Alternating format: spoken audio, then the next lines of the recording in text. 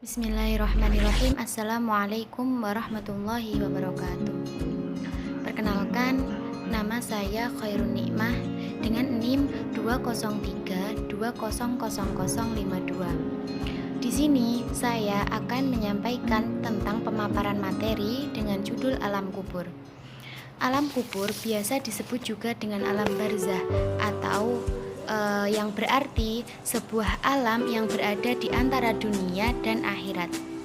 Alam barzah juga disebut dengan kiamat sughra atau alam misal atau alam kubur.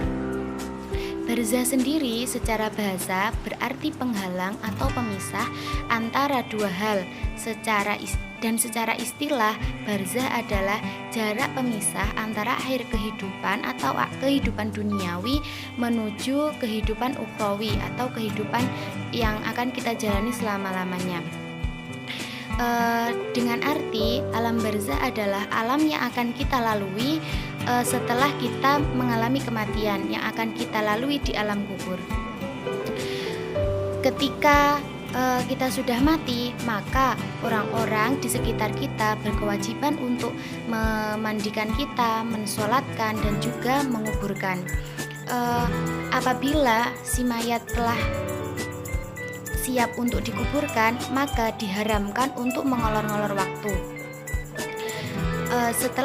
Setelah si mayit dibawa ke dalam kuburan, maka orang-orang akan pergi dari kuburan, dan disitulah malaikat akan memberikan beberapa pertanyaan kepada si mayit.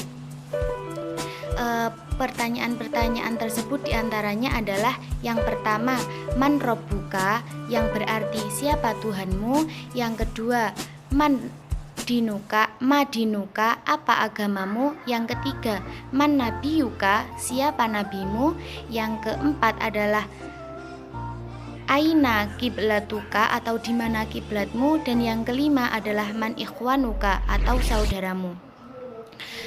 Dan apabila ketika kita diberi pertanyaan dan kita tidak mampu menjawab, maka kita akan diberi siksaan yang amat pedih dari malaikat penyiksa kubur.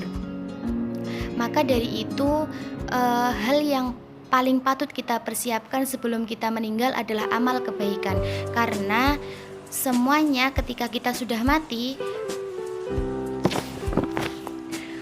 Oleh sebab itu kita harus memperbanyak amal jariah, karena hanya amal yang akan menemani kita sampai di alam kubur nanti. Dan sebaik-baik perhiasan di dunia adalah anak yang soleh atau solihah yang mendoakan orang tuanya meskipun orang tuanya telah meninggal dunia. Dengan demikian, orang tua atau si mayit yang telah meninggal tersebut akan terus mendapatkan aliran pahala dari anak yang soleh atau solihah yang selalu mendoakannya. Atau juga dari seseorang murid si mayit yang telah mempunyai murid dan muridnya itu mempunyai murid-murid dan seterusnya. Jadi ketika kita masih hidup, kita diwajibkan untuk mengamalkan ilmu yang telah kita dapat. Salah seorang sahabat pada zaman Nabi pun berkata, yang paling aku takuti ketika aku ditanya adalah untuk apa umurku dihabiskan, dan yang lebih aku takuti adalah apakah aku telah mengamalkan ilmu yang aku punya. Oleh sebab itu, sebelum kita meninggal dunia, maka perbanyaklah berbuat amal soleh dan mengamalkan ilmu yang kita punya, karena sedikit apapun ilmu yang kita ajarkan kepada mereka itu akan berimbas baik kepada kita suatu saat nanti. Yang kedua adalah yaumul ba'ats, yaitu hari kebangkitan. Orang yang telah mati dibangkitkan dan dikumpulkan di padang mahsyar. Banyak manusia dibangkitkan di padang mahsyar dengan bermacam-macam golongan, termasuk yaitu golongan wajah bercahaya, golongan seperti babi hutan, golongan perut besar, golongan orang buta, golongan dengan berwajah hitam, golongan kaki di atas kepala, golongan tidak memiliki lidah, golongan dengan leher terputus, golongan berbau busuk dan golongan bercucuran darah, dan yang terakhir adalah golongan tanpa tangan dan kaki. Golongan-golongan tersebut dibangkitkan dengan wajah atau bentuk yang berbeda-beda karena mereka mempunyai kesalahan tersendiri atau kemaksiatan yang mereka lakukan pada masa hidupnya. Yang pertama adalah golongan wajah bercahaya, adalah orang yang selalu menjaga sholat 5 waktunya tepat pada waktu. Apabila sudah terdengar suara azan, maka dia langsung mengerjakan sholat. Yang kedua adalah golongan perut besar. Golongan ini adalah golongan orang yang memiliki harta berlebih, tetapi mereka tidak mau untuk menyisihkan sedikit hartanya untuk membayar zakat. Golongan yang ketiga adalah golongan seperti babi hutan, adalah golongan yang akan dibangkitkan karena telah melalaikan sholat dan mengolor-ngolor waktu sholat. Apabila terdengar suara azan, maka tidak langsung mengerti. Yang keempat adalah golongan orang yang dibangkitkan dengan mata buta, yaitu golongan orang yang suka minum minuman keras seperti arak, bir, anggur, dan yang lain-lainnya. Yang kelima adalah orang dengan golongan berwajah hitam, yaitu adalah orang yang durhaka kepada orang tua, yang tidak menurut kepada orang tua, bahkan selalu membentak orang tua. Padahal dalam hadis dikatakan, jangan sekali-kali kamu membantah orang tua, apalagi dengan mengatakan ah. Bayangkan saja, kita mengatakan ah saja tidak boleh, apalagi kita harus membentak orang tua. Dan golongan yang selanjutnya adalah golongan dengan kaki di atas kepala, adalah golongan orang yang memakan harta anak yatim. Golongan yang selanjutnya adalah golongan tidak memiliki lidah, adalah orang yang suka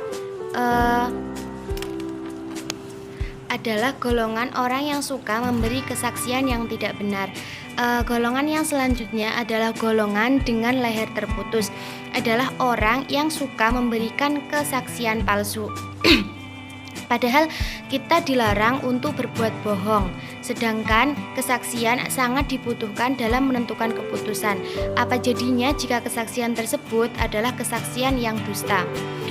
Golongan yang selanjutnya adalah golongan berbau busuk dengan bercucuran darah, adalah golongan orang yang berbuat maksiat secara sembunyi-sembunyi karena takut dihujat atau dilihat oleh orang lain, namun dia tidak pernah takut dilihat oleh Allah. Golongan yang terakhir adalah golongan tanpa tangan dan kaki, adalah golongan orang yang bohong atau sering bohong dalam melakukan transaksi jual beli. Dalam melakukan transaksi jual beli, penjual diharapkan memberikan harga yang jujur kepada si pembeli dan tidak ada kebohongan saat melakukan ijab dan qabul antara si penjual dan si pembeli. Oleh sebab itu Allah melarang dengan keras adanya pembohongan transaksi antara penjual dan pembeli. Di samping itu banyak peristiwa yang terjadi di zaman Nabi. Peristiwa yang pertama adalah peristiwa Asbabul Kahfi. Peristiwa Asbabul Kahfi adalah peristiwa di mana diturunkannya surat Al-Kahfi. Awal mulanya adalah ada 7 pemuda dan seekor anjing tertidur di dalam gua selama 300 tahun. Lalu Allah membangunkan mereka dan mempertemukan mereka dengan manusia yang hidup pada zaman itu, agar mereka meyakini adanya hari kiamat dan hari kebangkitan. Yang kedua adalah peristiwa zaman Nabi Isa. Peristiwa zaman Nabi Isa adalah salah satu mukjizat Nabi Isa yang Nabi Isa miliki, yaitu adalah membangkitkan orang yang telah mati. Peristiwa ini terjadi pada saat Nabi Isa dipaksa membangkitkan seseorang dengan nama Sam bin Nuh yang telah lama sekali meninggal. Peristiwa yang ketiga adalah peristiwa zaman Nabi Musa. Pada zaman Nabi Musa terdapat pembunuhan-pembunuhan yang mengakibatkan orang saling menuduh.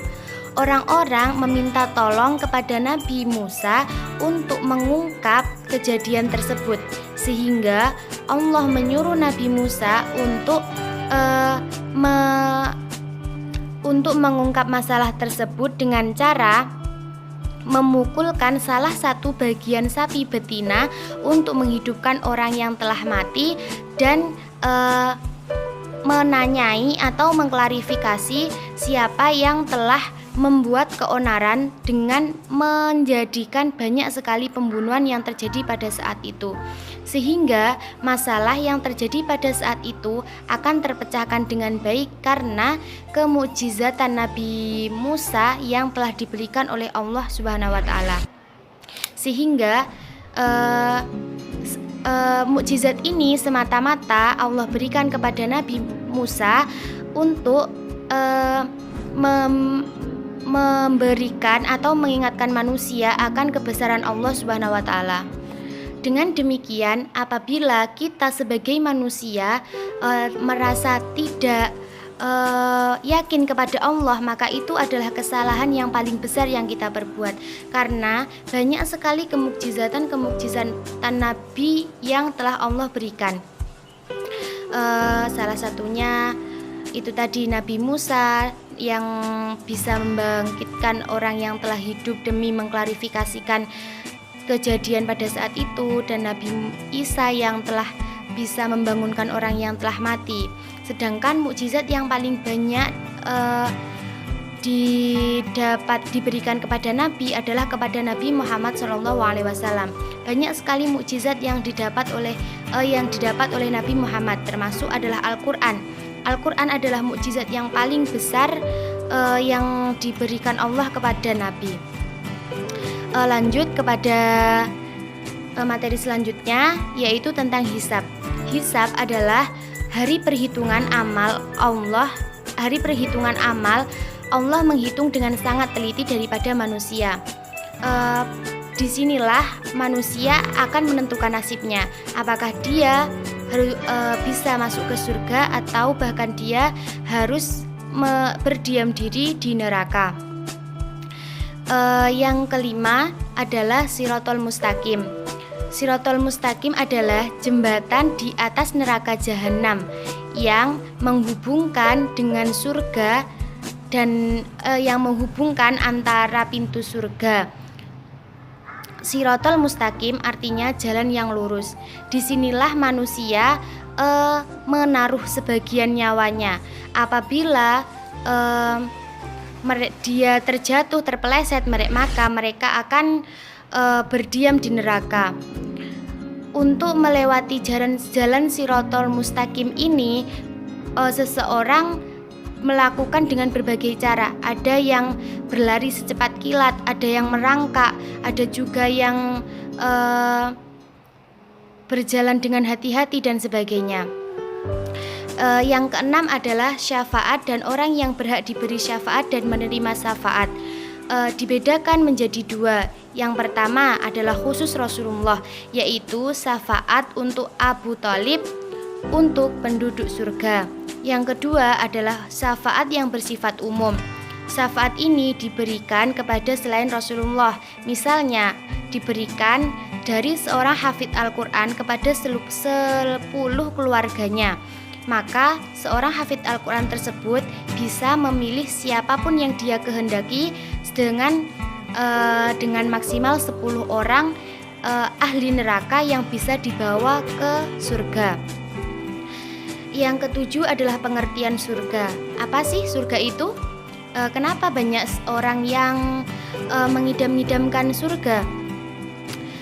Langsung saja, surga adalah tempat di alam akhirat untuk berkumpul roh-roh manusia yang berbuat kebaikan.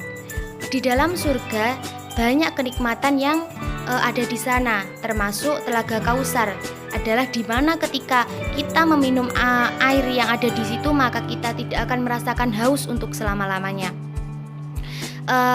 Yang kedelapan adalah pengertian neraka. Neraka adalah tempat bagi orang-orang yang beramal buruk. Banyak sekali amal buruknya yang dia lakukan di dunia. Bahkan timbangan mizan pun banyak amal buruknya daripada amal kebaikan, sehingga orang tersebut harus berdiam diri di neraka. Banyak tingkatan neraka, dan neraka yang paling ditakuti atau neraka yang paling berat adalah neraka jahanam. Tiada kenikmatan yang kita dapat di dalam neraka. Bahkan 1 hari di neraka adalah 1000 hari di dunia ini. Bayangkan, apa kalian sanggup untuk berdiam diri di neraka? Lantas, bagaimana? Apakah Anda telah melakukan kebaikan selama hidup di dunia? Coba difikirkan. Semoga pemaparan saya tadi bisa membantu kita semua untuk lebih membenahi diri kita sendiri. Cukup sekian pemaparan materi dari saya. Apabila ada kurang dan lebihnya, saya mohon maaf yang sebesar-besarnya.